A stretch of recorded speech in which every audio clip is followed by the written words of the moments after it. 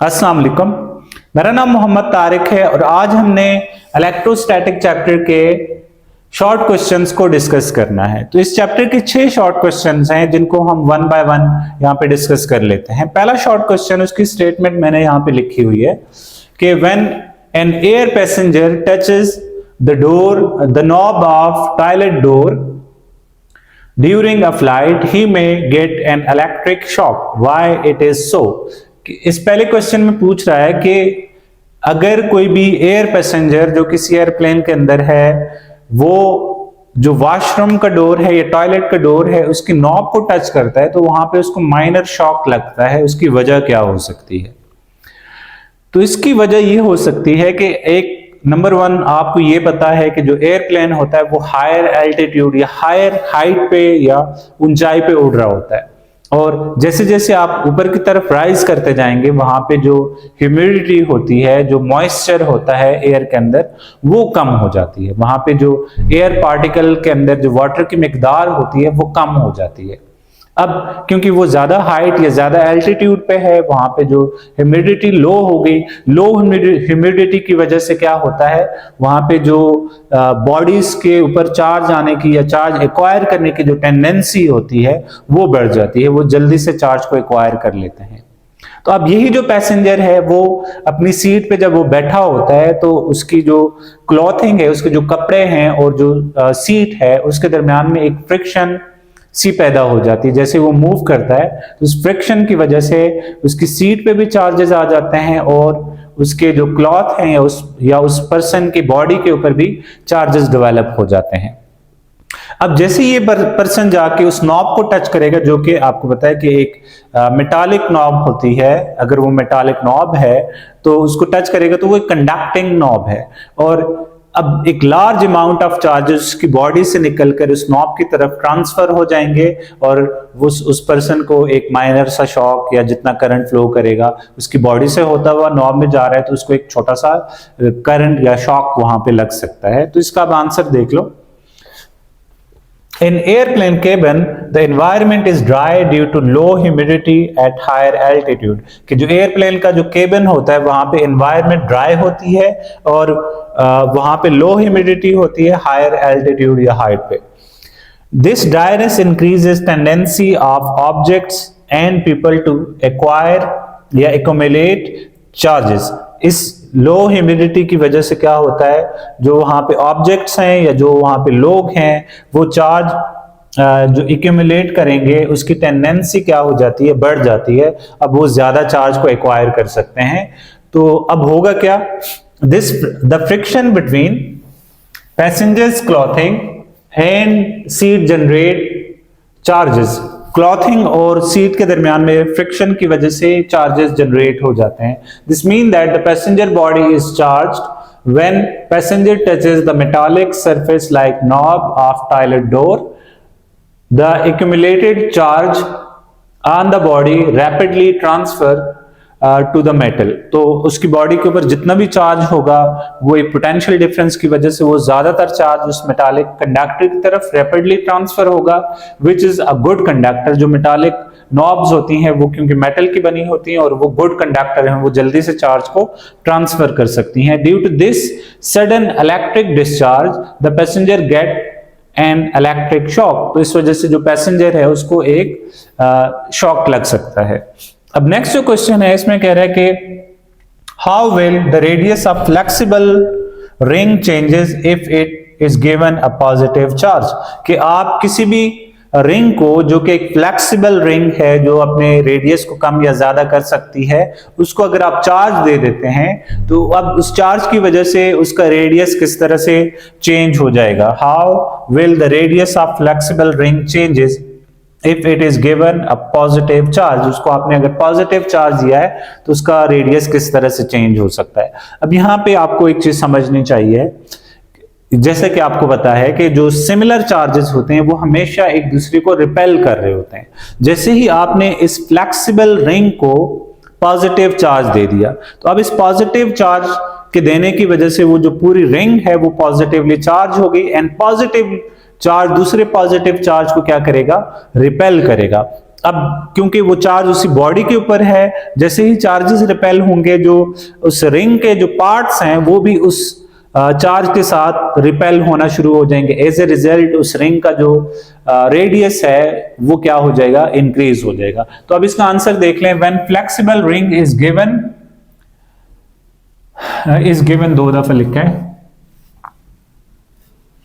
When a flexible ring is given a positive charge, the charge repel each other। तो वहां पे जो जितने भी चार्जेस हैं वो एक दूसरे को रिपेल करेंगे ड्यू टू इलेक्ट्रोस्टैटिक रिपल्शन, कि सिमिलर चार्जेस हमेशा एक दूसरे को रिपेल करते हैं। All parts of ring increases its radius to maximize the distance between charges।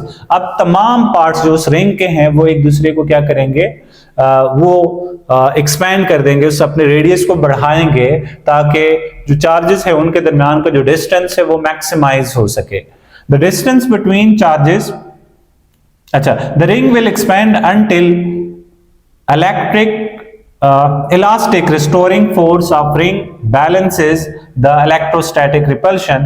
ये रिंग कब तक एक्सपैंड करेगा, जब elastic restoring force of ring balance करेगी इलेक्ट्रोस्टैटिक रिपल्शन को। अब देखिए रिपल्शन क्या चाहती है कि ये रिंग मुसलसल इंक्रीज करे, इसका रेडियस इंक्रीज हो, लेकिन इसके अंदर क्या होता है, इलास्टिक रिस्टोरिंग फोर्स एक्ट कर रही होती है। रिस्टोरिंग फोर्स ये चाहेगी कि ये जो रिंग है ये अपनी original shape, size and volume को रिगेन कर ले, ये इलास्टिक रिस्टोरिंग फोर्स की ये ख्वाहिश होती है। लेकिन जो चार्जेस होते हैं वो एक दूसरे को रिपेल करके इसके जो रेडियस है उसको बढ़ाने की कोशिश करते हैं। तो ये रिंग उस वक्त तक एक्सपैंड करेगी जब इलास्टिक रिस्टोरिंग फोर्स और जो इलेक्ट्रोस्टैटिक रिपल्शन है ये एक दूसरे को बैलेंस कर लेंगे, तो उस वक्त तक ये रिंग इंक्रीज करेगी। लेट्स सपोज इनिशियली ये रिंग यहां पे मौजूद थी, ये इस रिंग का रेडियस था, ठीक है, R1 इसका रेडियस था।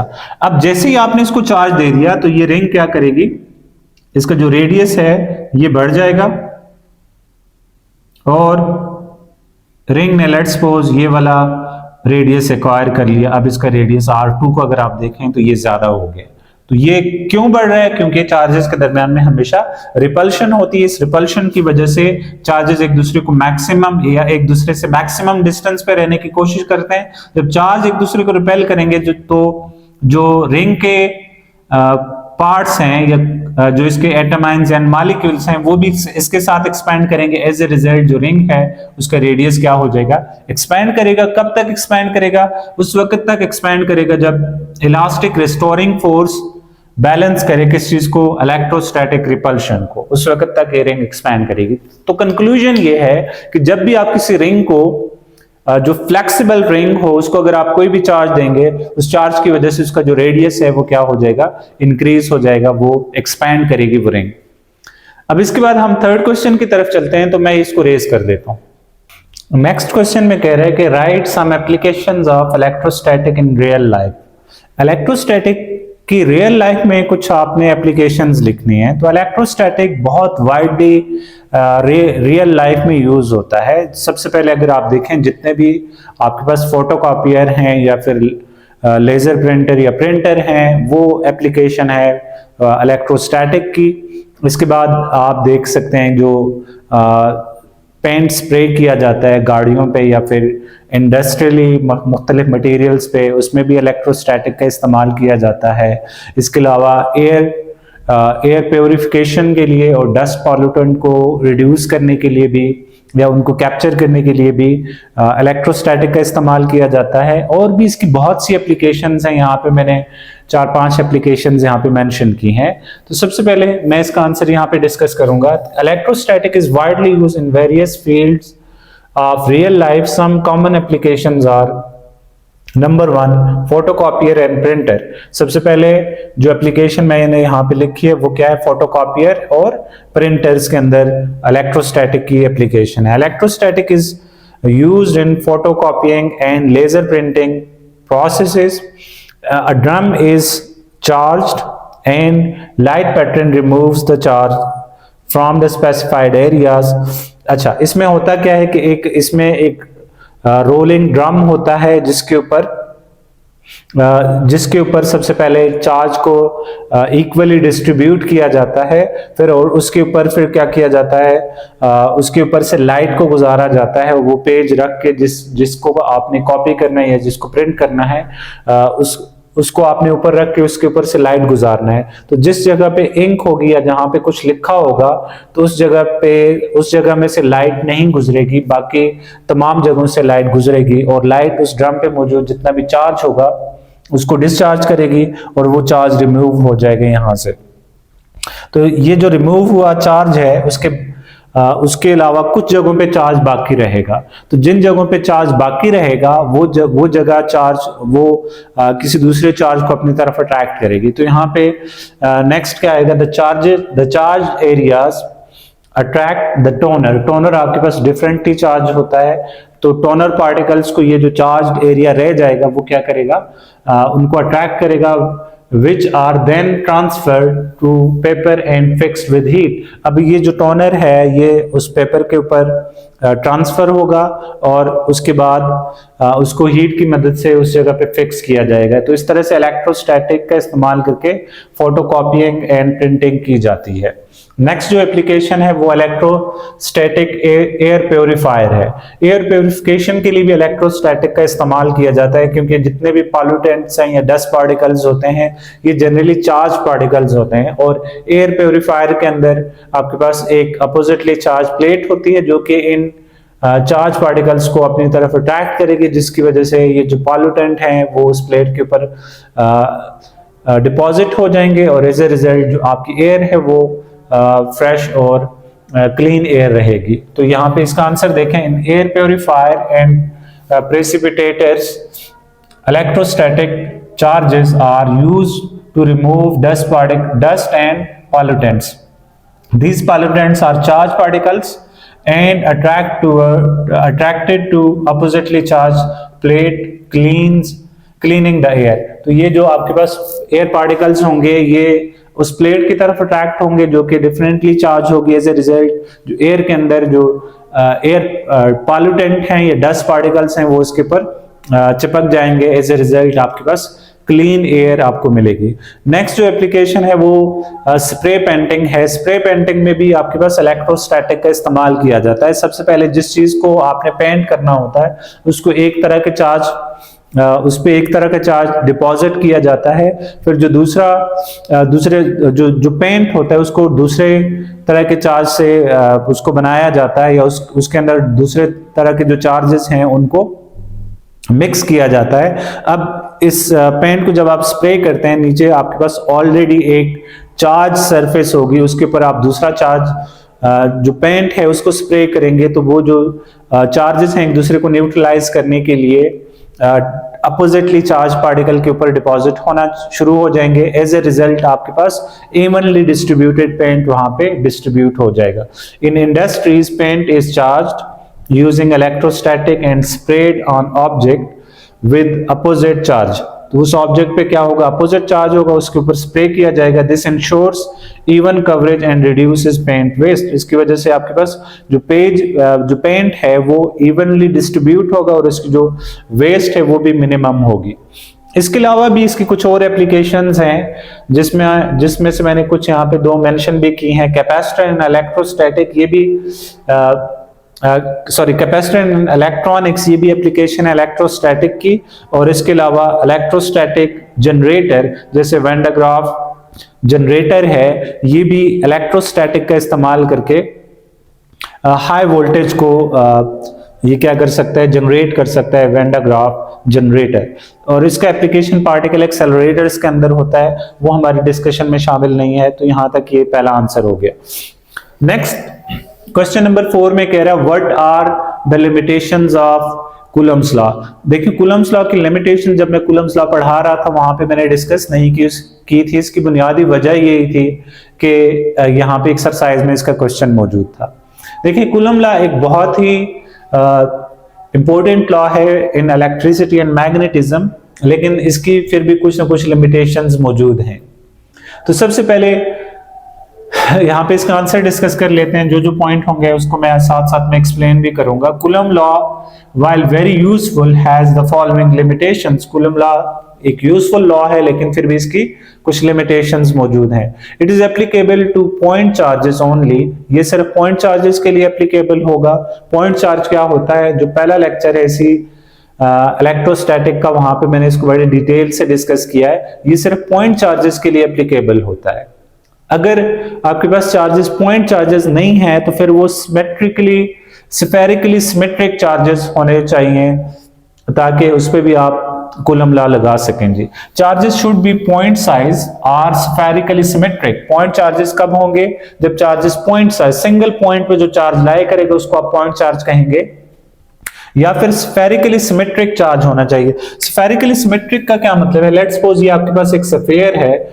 लेट्स सपोज इस साइड पे इस तरह से एक चार्ज है, ऊपर भी नीचे भी, हर साइड से आप देखें चार्जेस एक तरह ही के मौजूद है। अगर आप इस चार्ज को रोटेट करें फिर भी इसकी चार्ज डिस्ट्रीब्यूशन यही रहेगी, तो ये स्फेरिकली सिमेट्रिक चार्ज है। अगर आप देखें दरमियान से इसको आप ऐसे हाफ कर लें तो अब देखें इस हाफ साइड के एक साइड पे भी 3 चार्जेस हैं, दूसरी साइड पे भी 3 चार्जेस हैं, तो ये स्फेरिकली सिमेट्रिक चार्जेस हैं। तो इन पे भी आप कूलम्स लॉ को अप्लाई कर सकते हैं। जो नेक्स्ट पॉइंट है वो है Coulomb's law is applicable to stationary charges only. कि कूलम लॉ सिर्फ स्टेशनरी रुके हुए चार्जेस पे एप्लीकेबल होता है। फास्ट मूविंग चार्जेस के लिए कूलम्स लॉ को आप अप्लाई नहीं कर सकते। थर्ड पॉइंट है it is applicable two charges present in a medium with constant permittivity. ये कूलम लॉ सिर्फ आप उन मीडियस के लिए अप्लाई कर सकते हैं जहां पे परमिटिविटी की वैल्यूज क्या हो जाएं, कांस्टेंट रहें, कभी भी वहां पे परमिटिविटी की वैल्यू चेंज ना हो। उस तरह के मीडिया के अंदर आप कूलम्स लॉ को अप्लाई कर सकते हैं। चौथा पॉइंट है it is applicable two charges present at a distance greater than nuclear size. ये बड़ा इंपॉर्टेंट पॉइंट है कि कूलम लॉ को सिर्फ आप उस वक्त लगा सकते हैं जब दो चार्जेस के दरमियान का डिस्टेंस न्यूक्लियर साइज से ज्यादा हो जाए, या फिर मैंने यहाँ पे एक नंबर कोट किया है कि जो डिस्टेंस है वो 10⁻⁻14 मीटर से ज्यादा होना चाहिए। इतने डिस्टेंस पे या इतने इससे कम डिस्टेंस पे क्या होता है? तो याद रखिएगा अगर दो ऑब्जेक्ट्स जिनके दरमियान का डिस्टेंस 10⁻⁻14 मीटर या लेस है, वहां पे स्ट्रॉन्ग न्यूक्लियर फोर्स अपना असर दिखाती है। तो वहां पे उन पार्टिकल्स के दरमियान में हमेशा अट्रैक्शन होगी। वहां पे उनके चार्ज किस तरह का है डजंट मैटर, उन पार्टिकल्स के दरमियान में क्या होगी, हमेशा अट्रैक्शन होगी। जब उनके दरमियान का डिस्टेंस 10⁻⁻14 मीटर से के इक्वल या उससे कम हो, वहां पे जाके चार्जेस या कोई भी बॉडीज हैं एक दूसरे को अट्रैक्ट करेंगी, ख्वाह वो चार्ज पार्टिकल्स हैं या नहीं है। जिस तरह से न्यूक्लियस के अंदर मौजूद प्रोटॉन एंड न्यूट्रॉन्स, उनके दरमियान का जो डिस्टेंस होता है वो 10⁻⁻14 मीटर से कम होता है, तो वो जो प्रोटॉन एंड न्यूट्रॉन्स है वो हमेशा एक दूसरे को अट्रैक्ट कर रहे होते हैं। वैसे अगर आप देखें प्रोटॉन एक दूसरे को रिपेल करते हैं, लेकिन न्यूक्लियस के अंदर मौजूद प्रोटॉन एक दूसरे को अट्रैक्ट कर रहे होते हैं। उसकी बुनियादी वजह यह है कि उनके दरमियान का जो डिस्टेंस होता है वो 10⁻⁻14 मीटर से कम होता है। तो इतने शॉर्ट डिस्टेंस के ऊपर स्ट्रॉन्ग फोर्स अपना असर दिखाती है। तो इस वजह से मैंने यहाँ पे लिखा है कि जब भी आप कूलम्स लॉ को अप्लाई करेंगे वहां पे उनके दरमियान का जो डिस्टेंस है वो चार्ज पार्टिकल्स के दरमियान का डिस्टेंस है वो ग्रेटर देन होना चाहिए किस चीज के, 10⁻⁻14 मीटर से या न्यूक्लियर साइज से ज्यादा होगा। तो वहां पे आपके पास कूलम लॉ को या कूलम फोर्स का इंटरेक्शन आप देख सकते हैं जी। जो लास्ट पॉइंट इसमें कहा गया है कि it does not include gravitational, magnetic और other forces that might act on charges. देखें कूलम लॉ सिर्फ इलेक्ट्रोस्टैटिक फोर्स की मैग्नीट्यूड के मुतालिक बताएगा। दो चार्जेस हैं उनके दरमियान में जो इलेक्ट्रोस्टैटिक फोर्स है उसकी मैग्नीट्यूड के मुतालिक बताएगा। अब ये जो कूलम लॉ है ये कभी भी उसका ग्रेविटेशनल या फिर मैग्नेटिक जो फोर्सेस एक्ट कर रही होंगी उसके मतलब ये बिल्कुल भी कुछ इंफॉर्मेशन नहीं देगा। फॉर एग्जांपल लेट्स सपोज दो चार्जेस हैं, एक यहाँ पे एक यहाँ पे, उनके दरमियान में अट्रैक्शन है या रिपल्शन है, उसके मतलब तो कूलम लॉ आपको कंप्लीट इंफॉर्मेशन देगा कि ये दो चार्जेस एक दूसरे को अट्रैक्ट करेंगे, रिपेल करेंगे, कितनी फोर्स से अट्रैक्ट या रिपेल करेंगे ये तो आपको बताएगा।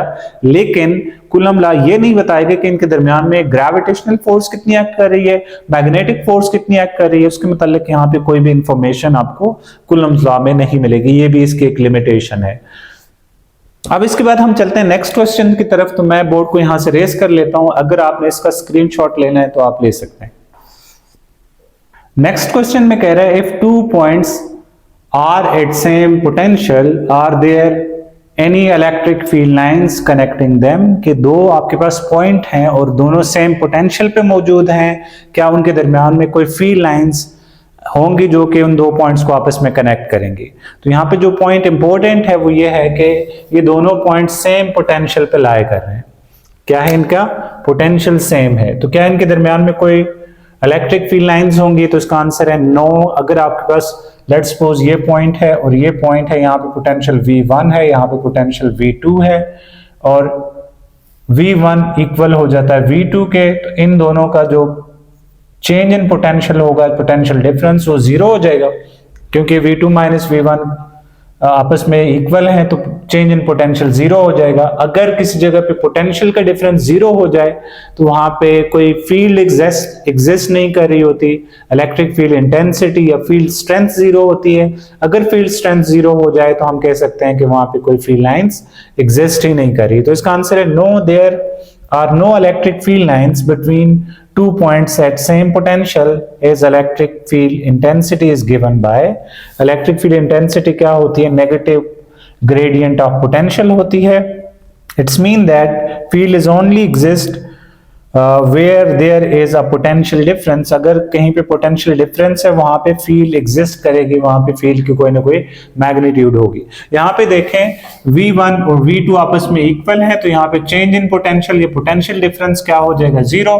तो उसकी वजह से इलेक्ट्रिक फील्ड इंटेंसिटी भी जीरो होगी। यहाँ पे देखें इलेक्ट्रिक फील्ड इंटेंसिटी इक्वल हो जाएगी change in potential zero divide by delta R, तो यहाँ पे ये जीरो हो जाएगा। तो अब आपके पास क्या आ गया? इलेक्ट्रिक फील्ड इंटेंसिटी जीरो आ गई। If the potential difference delta V between 2 point is zero, दो पॉइंट्स के दरमियान में पोटेंशियल डिफरेंस क्या है? Zero, then there is no electric field E, कि वहां पे इलेक्ट्रिक फील्ड की वैल्यू क्या होगी? जीरो होगी। Between them electric field lines only exist, electric field lines only exist between the point if there is a potential difference delta V। अगर दो points के दरमियान में कोई पोटेंशियल डिफरेंस है वहां पे आपके पास क्या होगा? इलेक्ट्रिक फील्ड लाइंस एग्जिस्ट करेंगी। If the potential is same at points no field lines connect them, कि वहां पे कोई फील्ड लाइंस नहीं होंगे जो कि उनको आपस में कनेक्ट करेंगे। अगले क्वेश्चन में पूछ रहा है what is difference between electric field and electric field strength. Electric field और इलेक्ट्रिक फील्ड स्ट्रेंथ में क्या डिफरेंस है? तो जैसा कि हमने जैसे टॉपिक हम पढ़ रहे थे वहां पे मैंने ये डिस्कस किया था कि इलेक्ट्रिक फील्ड वो रीजन ऑफ स्पेस है किसी भी चार्ज के गिर्द जहां पे कोई दूसरा चार्ज फोर्स ऑफ अट्रैक्शन या रिपल्शन फील करे, उस रीजन ऑफ स्पेस को आप क्या कहते हैं? इलेक्ट्रिक फील्ड कहते हैं। तो इस इलेक्ट्रिक फील्ड और दूसरा पॉइंट है electric field strength. Electric field strength क्या होती है? फोर्स पर यूनिट चार्ज, किसी भी यूनिट चार्ज पे जो फोर्स लग रही होती है किसी एक पॉइंट पे, उसकी जो मैग्नीट्यूड है फोर्स पर यूनिट चार्ज की, उसको आप क्या कहते हैं? स्ट्रेंथ ऑफ इलेक्ट्रिक फील्ड कहते हैं। तो इन दोनों के दरमियान में डिफरेंस बताना है। तो इलेक्ट्रिक फील्ड क्या है? The electric field is region or space around a charge where other charge experience a force, के जहां पे कोई दूसरा चार्ज क्या करेगा? एक फोर्स को एक्सपीरियंस करे। याद रखिएगा इलेक्ट्रिक फील्ड एक वेक्टर फील्ड होती है, इसकी मैग्नीट्यूड और डायरेक्शन हर एक पॉइंट पे एग्जिस्ट करती है। लेट्स सपोज अगर आपके पास ये एक चार्ज है तो इसके गिर्द लेट्स सपोज यहां तक फील्ड है, तो हर एक जगह पे इस फील्ड की कोई ना कोई मैग्नीट्यूड एंड डायरेक्शन होगी कि यहाँ पे यूनिट चार्ज कौन सी डायरेक्शन में अट्रैक्ट या रिपेल होगा, ये इसकी मैग्नीट्यूड भी होगी, इसकी डायरेक्शन भी होगी। इस वजह से हम कहते हैं कि ये एक वेक्टर फील्ड है। Next is electric field strength. Electric field strength क्या होती है? Electric field strength is electrostatic force per unit test charge. Electrostatic force per unit test charge क्या कहलाती है? इलेक्ट्रिक फील्ड स्ट्रेंथ कहलाती है। अगर आप इसकी सिर्फ मैग्नीट्यूड को रिप्रेजेंट करेंगे तो ये सिर्फ स्ट्रेंथ को बताएगी। अगर मैग्नीट्यूड के साथ डायरेक्शन भी बताएंगे तो ये इलेक्ट्रिक फील्ड इंटेंसिटी कहलाएगी। तो इलेक्ट्रिक फील्ड स्ट्रेंथ क्या होती है? फोर्स पर यूनिट चार्ज कहलाएगी। अब देखिए फोर्स की यूनिट न्यूटन होते हैं और चार्ज की यूनिट कूलम। न्यूटन पर कूलम इसके यूनिट्स होंगे और न्यूटन पर कूलम लास्ट टाइम हमने देखा था ये वोल्ट पर मीटर के इक्वल भी होता है। तो ये इसके यूनिट्स क्या होंगे, न्यूटन पर कूलम और वोल्ट पर मीटर। एक और यूनिट भी इसके हो सकते हैं किलोग्राम मीटर पर सेकंड स्क्वायर पर कूलम, इसके यूनिट्स भी हो सकते हैं। तो ये यहाँ पे ये सवाल भी खत्म हो गया। इस तरह से आपके तमाम शॉर्ट क्वेश्चंस यहाँ पे खत्म हो गए। होप सो आपने ये लेक्चर समझ लिया होगा। अगले लेक्चर तक अल्लाह हाफिज।